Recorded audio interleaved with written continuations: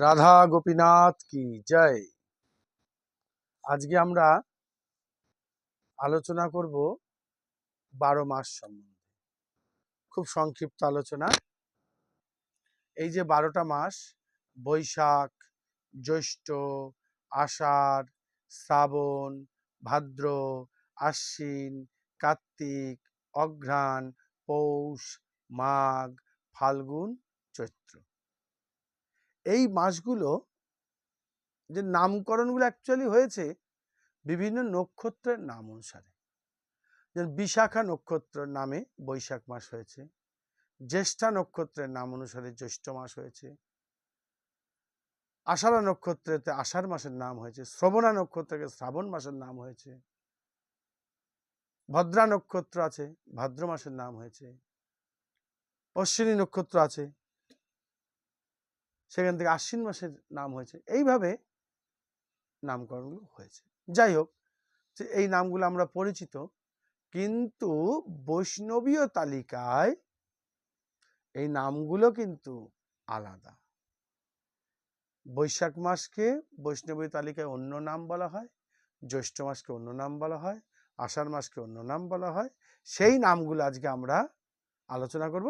লিখে নিতে হবে সেই নামগুলো। যদি হাতের কাছে কাগজ কলম থাকে, তো কাগজ কলম নিয়ে পরপর নামগুলো লিখে নিলে ভালো হবে।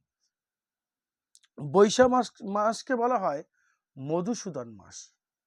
মধুসূদন মাস।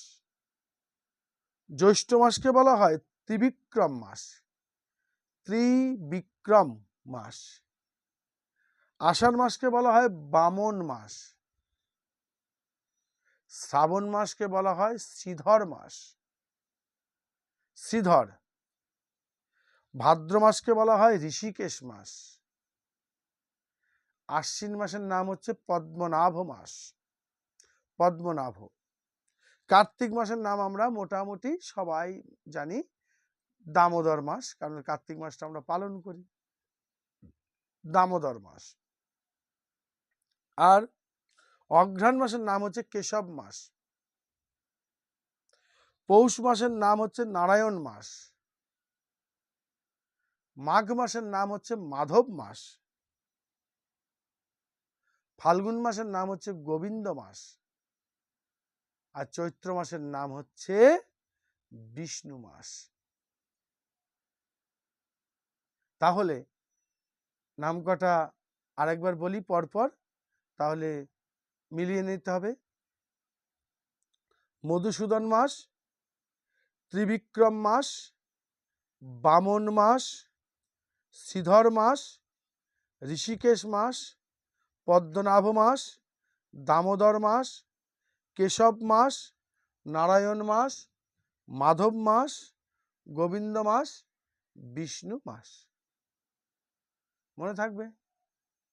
এই হচ্ছে বৈষ্ণবীয় 12 মাসের নাম। আজকে আর অন্য আলোচনা করব না। পরবর্তী পাঠে আমরা আবার অন্য আরেকটা বিষয় নিয়ে আলোচনা করব। ততক্ষণ আপনারা সব ভালো থাকবেন। রাধে রাধে।